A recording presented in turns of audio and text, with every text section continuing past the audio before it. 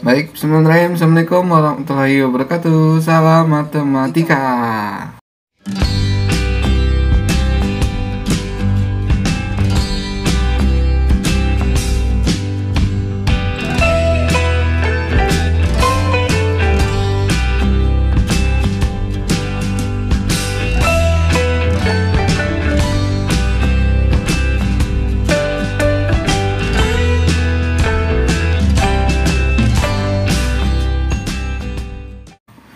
Bagaimana kabarnya teman-teman semua? Semoga kita selalu dalam keadaan sehat walafiat. Kembali di channel kita Fajar Quiz Victor.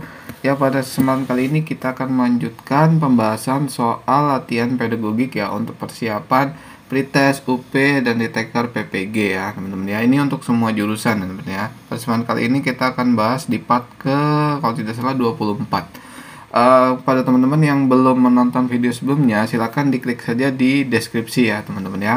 Kita ada video-video sebelumnya, silakan ditonton dan semoga bermanfaat. Baiklah, sebelumnya selamat datang kepada teman-teman yang baru bergabung bersama kami.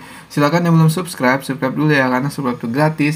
Jika banyak subscribe, kita akan selalu semangat upload videonya terus, dan teman-teman tidak ketinggalan ketika kita upload video terbaru. Bantu channel ini berkembang dengan cara like, komen, dan share ke teman-teman kita semua. Baiklah, kita akan bahas di part ke-24 ini 10 soal dulu ya teman-teman ya, supaya tidak terlalu panjang. Baiklah, ini dia soal pedagogiknya. Oke.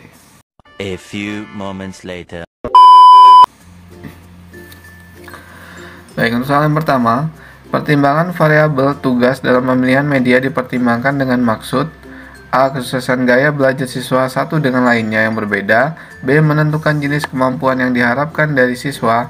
C. Menentukan ketersediaan daya penunjang dan kemampuan guru dalam mendesain pembelajaran. D. Memastikan perencanaan untuk penyajian yang baik apabila sumber-sumber tertentu tidak mendukung. E. Menentukan penerimaan media oleh si pemakai dan kesesuaian dengan sumber dana dan peralatan yang tersedia. Di sini nomor 1 menurut saya jawabannya adalah yang menentukan jenis kemampuan yang diharapkan dari siswa ya teman-teman ya. Sini ya, pertimbangan variabel tugas dalam pemilihan media dipertimbangkan. Iya. Jadi jawabannya nomor 1 adalah yang B. Baik. Tapi misalnya teman-teman punya jawaban lain, tidak masalah ya. Silakan di komen saja ya di kolom komentar. Baik, kita lanjut ke nomor berikutnya. Pengembangan media sederhana diperlukan dalam situasi tertentu. Hal ini dapat menggunakan dengan berbagai media visual yang tidak diproyeksikan sebagai gambar, ilustrasi, poster, bagan, diagram grafik, peta, dan sketsa. Dalam pembuatannya, suatu media sederhana harus memperhatikan beberapa prinsip seperti berikut ini. Kecuali itu berarti yang bukan ya. A. Kesederhanaan. B. Kesatuan. C. Penekanan. D. Sistematis. E. Keseimbangan. Prinsip seperti berikut. Poster. Di sini yang bukan adalah yang D ya teman-teman ya. Sistematis ya. Baik, kita lanjut ke nomor berikutnya. Pernyataan yang benar tentang pembelajaran yang berbasis proyek adalah A. Pembelajaran berbasis proyek berpusat pada peserta didik yang melibatkan tugas-tugas proyek pada kehidupan nyata untuk memperkaya pembelajaran. B. Pembelajaran berbasis proyek memperkenalkan peserta didik untuk bekerja secara mandiri maupun kelompok dan menghasilkan produk nyata. Benar juga ya. C. Hasil proyek atau produk diciptakan siswa berupa karya seni dan karya teknologi. Oke, bentar dulu. Yang D. Pernyataan A dan B benar. E. Pernyataan A, B, C benar. Saya lebih berat ke A sama B yang benar ya sebenarnya. Menurut saya jawabannya adalah yang D. Oke, itu ya teman-teman ya. Baik, kita lanjut ke nomor 4.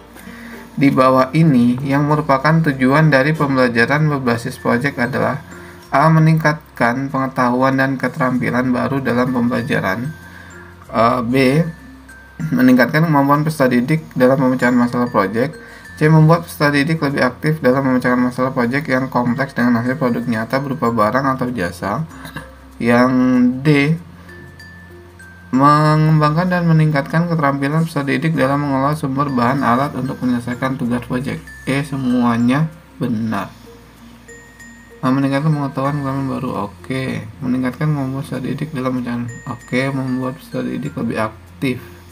Iya. Mengembangkan dan meningkatkan keterampilan. Iya. Itu jawabannya yang E E ya teman-teman ya. Berarti ini jawabannya adalah yang E. Baik, kita lanjut ke nomor berikutnya. Rumusan kompetensi dasar dikembangkan dengan mempertimbangkan A. Karakteristik dan kemampuan peserta didik, B. Kekhasan masing-masing pelajaran, C. Lingkungan tempat sekolah berada, D. Jawaban A dan B benar, E. Jawaban A, B, dan C benar. Ini ya, ini oke. Jawabannya yang D. Nomor 5 jawabannya yang D ya teman-teman ya. Kita lanjut ke nomor berikutnya. Kompetensi inti sikap spiritual KI1 dan kompetensi inti sikap sosial KI2 dicapai melalui pembelajaran tidak langsung indirect teaching seperti dalam bentuk berikut ini, kecuali berarti yang salah. Kecuali itu A. Keteladanan, B. Pembiasaan, C. Presentasi guru di kelas, D. Budaya sekolah, E. Keteladanan dan pembiasaan. Iya, budaya sekolah iya. Berarti jawabannya yang kecuali adalah yang C ya menurut saya teman-teman ya. Oke, kita lanjut ke nomor berikutnya.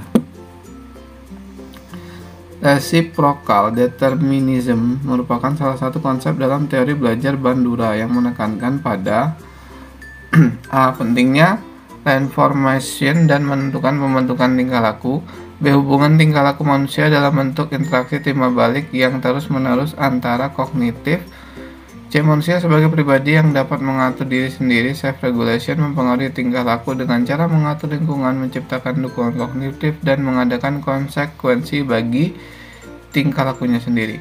D. Pengalaman pribadi manusia akan menentukan kesiapan dalam menghadapi masalah di masa yang akan datang. E. Pembiasaan akan mengubah perilaku manusia sedikit demi sedikit dan bertahap. Dalam bentuk interaksi timbal balik menurut kognitif tingkah laku ini ya, kognitif tingkah laku dan lingkungan ya. Berarti menurut saya itu adalah yang B ya teman-teman ya. Oke, kita lanjut ke nomor berikutnya. Teori belajar Bandura menekankan pada proses belajar melalui A. Stimulus dan respon, B. Pembiasaan, C. Peniruan terhadap tingkah laku yang baik, D. Ganjaran dan penguatan, E. Ulasan pengalaman masa lalu. Peniruan terhadap tingkah laku yang baik. Oke, nomor 8 adalah yang C. Lanjut ke nomor 9. Panjang lagi nih. Pada tahapan praoperasional oleh Piaget, kemampuan anak A. Terbatas pada gerak refleks bahasa awal dan ruang waktu sekarang. B. Mulai berkembang kemampuan bahasanya, pemikiran masih statis, belum dapat berpikir abstrak, dan kemampuan persepsi waktu dan ruang yang masih terbatas. C. Sudah dapat menyelesaikan tugas-tugas, menggabungkan, memisahkan, menyusun, menderetkan, melipat, dan membagi. D. Dapat berpikir tingkat tinggi seperti berpikir secara deduktif, induktif, menganalisis, sintesis, mampu berpikir secara abstrak dan secara reflektif, serta mampu memecahkan berbagai masalah. E. Mempelajari dengan seksama tentang apa yang ada di dirinya dan lingkungannya. Praoperasional ya. Menurut saya mulai berkembang kemampuan bahasanya, pemikirannya masih statis, belum dapat berpikir ya. Nomor 9 itu menurut saya yang B ya teman-teman ya. Yang B, mulai berkembang kemampuan bahasanya, pemikiran masih statis, belum dapat berpikir abstrak, dan kemampuan persepsi waktu dan ruang yang masih terbatas. Oke, kita lanjut ke nomor terakhir, nomor 10. Pernyataan yang tepat mengenai tahap sensorimotorik oleh Piaget adalah A. Disebut masa discriminating dan labeling, B. Kemampuan anak terbatas pada gerak-gerak refleks bahasa awal dan ruang-ruang waktu sekarang saja, C. Anak mulai mengembangkan kemampuan menerima stimulus secara terbatas, D. Pernyataan A dan B benar, E. Pernyataan A, B, dan C benar. Discrimination labeling, kemampuan anak terbatas, gerak-gerak ya. Berarti 10 itu yang D ya menurut saya teman-teman ya. Oke, udah selesai 10 soal untuk latihan pedagogiknya teman-teman ya. Ini jawaban menurut saya ya. Jika teman-teman punya jawaban yang lain atau beda pendapat itu tidak masalah, Ya karena kita di sini sama-sama belajar, tulis aja di kolom komentar teman-teman jawabannya apa, bila perlu dikasih penjelasan ya supaya bermanfaat untuk yang lain ya. Baiklah, semoga bermanfaat video ini. Silakan teman-teman yang belum subscribe dulu ya, karena subscribe itu gratis. Jika banyak subscribe kita akan terus semangat untuk upload videonya terus, dan teman-teman tidak ketinggalan ketika kita upload video terbaru.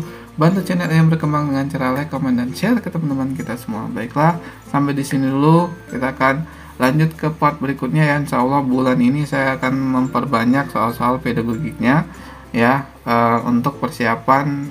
Sepertinya ada yang mau UP dan mau retaker ya teman-teman ya. Semoga bermanfaat ini untuk semua jurusan. Saya kiri wabillahi taufiq walhidayah. Assalamualaikum warahmatullahi wabarakatuh. Salam matematika.